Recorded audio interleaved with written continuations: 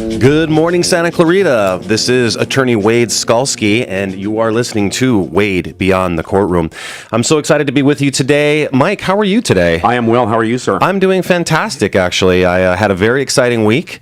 Why was it so exciting? Well, my wife and I started the process of buying a car. Ooh. Yes, very exciting. It's a anxiety-ridden experience, and in that vein today, what's going to happen, I think, to help me through that is I've brought a very good friend of mine into the studio today who is a therapist, so he may be able to talk me through this a little bit in terms of... Hold on. You've got a therapist? I have a friend of mine who is a therapist. I wouldn't say he's my official therapist, but his name is Andrew Greif, and he's with us today. Andrew, how are you? Good morning. Good. I'm well. Thank you for having me. Thanks for coming today. Absolutely. Now, I want, and part of the show that we're going to talk about today, Mike, is there is no stigma of having a therapist. No. Technically today, this is a session that I'm probably being charged something for, which is unusual for a lawyer. Why are you stressed out about buying a car, though? Well, you go into a giant building where everything is designed to make you feel as if you have no power. I kind of felt like I was almost... like I was in a different country, basically. So, and you're going through, and they know all the information. They go back and they do the game where they talk to the manager, and then he comes back, and so it was disheartening. It was disheartening, but it was fun. And now I have Andrew here to talk me through it. I can analyze all of your car buying technique. That's right. That's right. And I knew all of my graduate school would come in handy just for this moment. Exactly. Andrew never thought that he would be counseling me on the radio. You don't look stressed, though. No, I'm not really that stressed. Okay, it's fine. I like to make I think it's for creative purposes. I may have exaggerated my anxiety. Well, I mean, and it is an anxious kind of a thing. Because they get you in that room. What I do is I just stick my wife on him. She's hardcore. So she's like, you don't do the talking. You just act afraid, and I will handle it. And I was like, done, easy. So, but no, I'm very excited to have Andrew in today, and we've had a little bit of fun to start. But we're going to have more of a serious conversation today. And really, one of the things I'd like to talk about is one of the number one reasons that people run afoul of the law, and that really is an issue of it's almost always involving some kind of drug or alcohol. So, Andrew, tell me a little bit about yourself. Do you have any experience in those issues? Well, I do have a great deal of experience. I'm a licensed psychotherapist, and I deal a lot with addiction issues. And it's something that is a big passion of mine is watch people go through a process of often having an addiction, maybe offending criminally, and then having some redemption, if you will, as they go through a process of recovery and growth and try to determine more of a healthy sense of who they wish to be in the world away from the drugs or alcohol. And it's a very powerful process to watch somebody really get that together. It often will take a long time as someone tries to determine how they're going to go about it, enlisting the help of often 12-step, which is a wonderful idea. Sure. Sponsor, friends, support, etc., and often rehab as well. Now, let me ask you this question. So, in my opinion, and I'm not a licensed therapist. I don't have formal training, but in my experience, what I've seen is that when someone comes to me and they have an issue with the law, that should be a danger sign, not just to the person, but to the support system around them as well. Is that fair to say? Ideally so. Oftentimes it takes several attempts for someone to make the decision to embrace sobriety. Mm-hmm. I think a lot of people want to believe as humans that we can deal with things ourselves. You hear people talk about the concept of willpower, for instance, as opposed to the idea of being humble and being powerless, which is more precepts and principles of a healthy 12-step group and that type of recovery. So oftentimes people want to believe, and I can't blame them in the beginning, I got this, I can deal with it and what have you. And often it's a downward spiral. Yeah, and I think one reason why I really wanted to have this topic to talk about is that it's so important to understand that there shouldn't be a stigma about reaching out for help. There shouldn't, people should understand that you can get a group of people to help. I know Andrew and I have worked together on some cases, and it's so critical that once that danger, if you're arrested for something, or even if you're not arrested for something, if there's a family member that is having some issues, these aren't issues that people can just solve themselves typically. Is that fair to say? Generally speaking, yeah. There are resilient cases, if you will, of people who handle issues. But I think you're talking, the stigma is perfectly put. The shame that I think a lot of people have in reaching out for help. Oh, I have to go see a therapist, or oh, I have to go to my 12-step group, or oh, I might have to go to rehab and what have you. I think a lot of times leads to some very closeted using and activities that exacerbates the problem. So it's a decompensation as opposed to a healthy way of trying to enlist help, and I'd say a positive plan or path. And I think it kind of plays right into the aspect of what you do, because when you get involved with somebody, obviously you say, here's a real path that I have. Here's what I can do for you. This is what I hope to accomplish. So I think oftentimes I'm in the more what you call soft science, if you will, where people are going to come in and really bare their soul, for lack of better words, and say, hey, you know what? I finally have the courage to say, I don't know what I'm doing. Can you help me? And then, whereas in your field, you have a very direct path, if you will, and a harder science to say, here's what you're looking at, here's my suggestions. Unfortunately, a lot of times people will go through many different episodes of having issues before they'll reach you. Well, and that's that's something that stigma is so important. When we come back from the break, we're going to talk about what some of those treatment plans can look like. You're listening to AM 1220 KHTS, your hometown station. I am attorney Wade Skalsky, and this is Wade Beyond the Courtroom. Welcome back, Santa Clarita. You're listening to your hometown station, AM 1220 KHTS. I am attorney Wade Skalsky, and this is Wade Beyond the Courtroom. So when we last left the break, we were talking about the issues of a stigma, people getting help, and I'm here with Andrew Greif, licensed psychotherapist. Andrew, you did not bolt during the break. I managed to quell my anxiety. Your anxiety he was using some ancient technique that I had not seen before of some Zen meditation. It was excellent. But I really think this is an important topic, and I'm so excited to have you in the studio today, because I don't think what people understand is, most people don't have training in how to handle issues of addiction, or even if maybe anxiety issues or any of those things. I think we're all taught to kind of try to muscle through it, meaning we're just going to toughen up and try to fix it. And is that a good strategy to use for an addiction issue in your experience? I think people want to believe you can just kind of get through it, if you will, or people push people to say, get over it, get through it, be tough, toughen up, all those things. And that's not how it works. Right. I don't blame anybody for saying it, but that's not the long-term fix. Well, because it doesn't go away by that solution. It actually might perpetuate it. Right. And, the thing is that when you're using experts and you're leveraging experts, it really takes a big support system. It can range. What are some of the things that you can do? Like, what's the most intensive program and maybe like the least intensive program? That's a good question. Often it could start with an intervention. Okay. Or it's friends and family, and really letting someone know what time it is, essentially. It could be rehabilitation, inpatient. It could be an outpatient program, intensive outpatient program. It could be regular talk therapy, if you will, outpatient psychotherapy. And then often I firmly believe in continuing help. It could be a 12-step group or a peer group. And, it's what I get excited about hearing you talk about that is that there are so many options for people. I think when people, they see something in the movies and they're like, I have to go to this one place, I have to go to an inpatient or whatever, and that's all they think about it. But there are actually as many different options and tools for them to use as there are, I would think, therapists, right? I have to agree with that, and I think that a lot of people think that one thing they're going to do is the nth degree. It's like the end of the line for them. They have no life. If I submit to the idea of going to therapy, then I have no life anymore. I can't be footloose and fancy free. And I think it's the same thing for your profession, because if somebody solicits you as an attorney for help, that could be a shameful or anxiety-producing thing. Yet again, there can be often a future, if you will, containing a problem and moving forward. And that's a benefit. So it might start from anxiety. It's also a financial thing, too. I mean, financially, there are certain, we'd all like to go to, if we had to go to Betty Ford. But again, that's, a lot of money. And the other issue, though, is there are a lot of options. There are a lot of options for different levels of income. And as an attorney, when someone comes to me for help, I actually do sort of a mini assessment. Okay, does this person have an alcohol problem that's apparent to me, or do they say I have an issue? And the reason why is because when people get stressed, obviously going through the legal process is very stressful. And as those stressors increase, they may have a risk of reoffending or having an issue. And so that's why Andrew is a giant resource for me in those situations, because I can go to a professional, I can run things by him, and if necessary, we can work together with someone to make sure that they're doing well and not making the problem worse. Right. And now, Andrew, in terms of, we talked a little bit about an intervention. How does that happen? In terms of, what are the mechanics of that? Well, in trying to keep it brief, I would say it's planning with a family member or a friend of the person who is currently having the addiction issue, and you have to do a pre-intervention, if you will, that type of meeting to prepare people how the actual event will work. So this is something that you actually can assist a family with? Absolutely. It's a very intense process, and what happens is that you're looking at resources resources and planning out, do they have a bed in a rehab facility? So if it works, where are they going to go?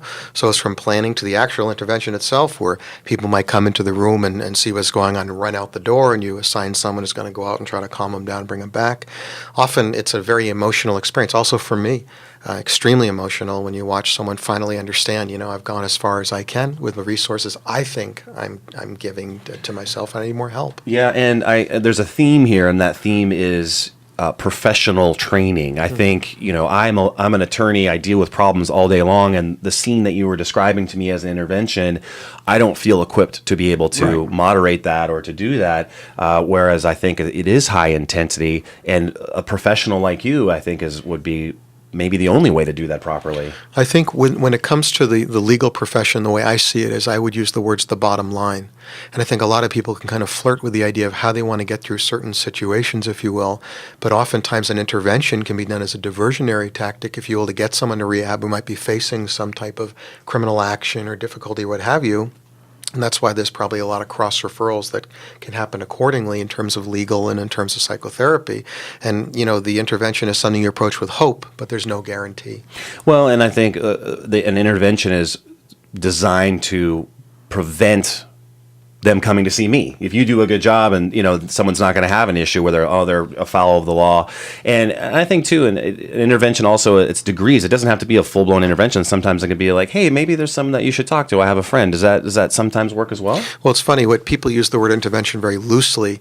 I had a client who asserts that he had an intervention. It was really his wife saying, "Listen, if you don't improve, I'm going to leave you." And it was enough to wake him up. Other people need something much more extreme. So it can be quite variable from more of a subtle push, if you will, where the light goes on and someone says, okay, to a really very intense emotional thing. There could be 15 people in a room and turn the heat up real high and sitting there for a couple of hours, maybe 3 hours plus, and see what happens. Now, when you say turn the heat up really high, I'm assuming what you mean is that you are very real with someone, not actually turning the heat up for some reason. Actually, it can be both. Really? Mm-hmm. That's fascinating. So there's actually thinking about the environmental controls can go into the process itself. I would say that there's no such thing as too much preparation for what an intervention may entail.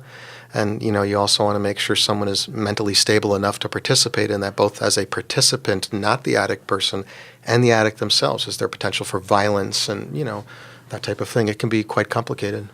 Well, this is just a fascinating topic for me, and I think it's a topic that actually can be of a great help to people to really understand those things and the tools available to you. So when we come back from the break, we're going to continue talking with Andrew Greif, psychotherapist. You're listening to Santa Clarita's hometown station, AM 1220 KHTS. I am attorney Wade Skalsky, and this is Wade Beyond the Courtroom. Welcome back, Santa Clarita. You're listening to your hometown station, AM 1220 KHTS. I am attorney Wade Skalsky, and this is Wade Beyond the Courtroom. We're having a great conversation with psychotherapist Andrew Greif. Andrew, if someone wanted to call your office, what is a good contact number for you? You can call 818-848-1488. It's a private and confidential voicemail, and I return calls very quickly, and I'd be honored to take your call.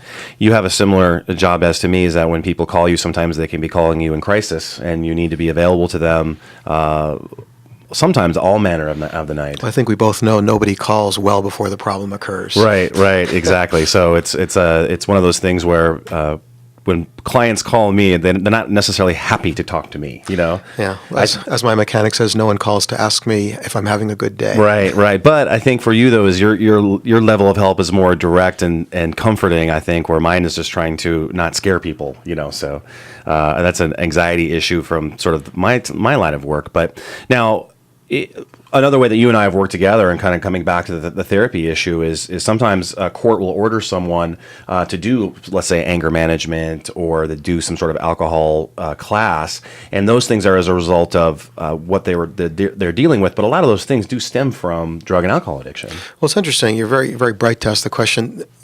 Things manifest as symptoms, and they're easy to see. Mm-hmm. So I think that we all track symptoms. Oftentimes, people have deep-seated issues that they're not dealing with, so they manifest in awkward ways. The court diversionary stuff is really interesting because oftentimes an alcohol class for someone who will really wake them up. They're very strict, attendance, you can't be late, etc. Domestic violence classes are another thing. And then for court-ordered therapy, often it could be in cases of spousal abuse or extreme marital discord, or if someone's having a hard time in family court, for instance, they might refer the couple. If there's various issues that they need to resolve, they might refer them for therapy as well. Now, so a lot of the court-ordered programs involve a group element of people talking together about their issues. What are some of the advantages of speaking to a group rather than in addition as well to one-on-one therapy? Fantastic question.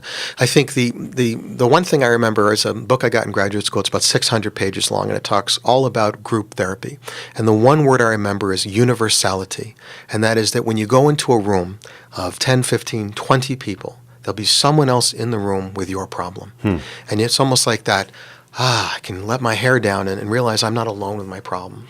You know, it's interesting. You're a small businessman like myself, and you and I talk business a lot sometimes. And I find that's almost a form of therapy for me, just for that what you talked about, because you go through some of the similar concerns about business that I do, and you and I being able to share those things together. Maybe it's not a formal therapy session, but I do know I always feel better after we talk. I agree with that. I think it's a very astute statement. Well, and I don't feel good when I get a bill for some reason from the. Well, you also do like CEO coaching and things like that. I do. Right? A large part of my practice now, about 1/3, is CEO and executive coaching. You're a man of all trades. Well, I've got I have hopefully some skills. Well, and I'm just so happy to have this conversation today, and just that the idea that there is help out there for almost anything, any issue that someone has, and then that back to the group therapy idea is that no one is having a new problem, right? Good point. So every problem that you're having or I'm having it's not the first time in history that's happened. Like no one's having gravity's not working for me. What do I do? Right? And it's weird. You go back 20, 30 years ago, the word addiction wasn't used as much as it is now, and there's so many addictions out there. I think it's a great point. If you think about 50 years ago, people would say there weren't as many DUIs, but that's because back then a lot of people policeman might pull someone over back in the day and, hey, get on home and sleep it off or have a cup of coffee or something, and now it's much more strict with law. Right. The same problems have existed for a long, long time. Yeah. Now a lot more people are paying attention, which is a great thing because there's opportunities for help, and that's where you come in. And there's a flip side of that coin too, as I think, is the culture has changed where it's becoming more accepted to get help, but then also the culture has changed where we have these TV shows that almost glorify train wrecks in terms of some of these reality TV shows. Oh, yeah. And I actually think of you a lot when I'm like, man, we got to get Andrew involved with every single person on here. And it's like when my wife makes me watch The Bachelor or The Bachelorette, I'm forced. I was like, we got to get Andrew to some of these people. Some of these people are train wrecks. And I think the Bachelorette is a bad form of group therapy when all those people get together. And that's reality television. It's not really Well, and that's maybe a good segue into the power of association. I mean, when you're talking to someone and helping them through an issue, does the family that they're in or the friends that they associate with, how can that impact their help? Well, it's a great question. Again, you're asking some really good questions. It's a trickle-down theory to me. They often teach us in graduate school in what's called systems theory to try to help the mentally healthiest person in the family. If no one else will come, try to get that particular person to come. So a family needs help. One person comes, hopefully they're that person, and then you give them something that they begin to proliferate through their family system. So if I was having an issue and they wanted to identify the healthiest, mentally healthiest person, I'd go to my wife immediately. So that's not a no question. Comment. I can't comment. For a non-biased answer. That's right. That's right. So she's and not only to do that, but also to negotiate for a car. So she's the mentally healthiest person to help me through my issues and negotiate for a car. When you initiate a therapy, a regimen or a session, what have you, are there ground rules that you lay out up front? Well, I try to be very loose. So basically someone will sign a legal document called an informed consent, and there's certain reportable guidelines, and that's if you have an intent to kill yourself or someone else, commit an act of child abuse or elder abuse, these things can be breaches of the confidential environment where you then would discharge your duty to warn, if you will, or protect. And you and I have had some pretty frank discussions both about business and different of these topics. And I think in your practice, you'll actually not take on a client if you don't feel that don't want the help, if they're not approaching it correctly. My motto is that I will never take your check, I will earn your check. And I think it's the key to my ethos personally, how I do my field and my business, how I carry myself as an individual. I want to make sure I'm being of service to that person, that they're capable of really participating in that environment. Doing the footwork. Doing the footwork and participating to the fullest that they can. Yeah, because you don't want to just mail it in terms of and just punch a clock and be like, okay, pay me. Like you have an unusual job where you actually succeed if people can stop coming to see you.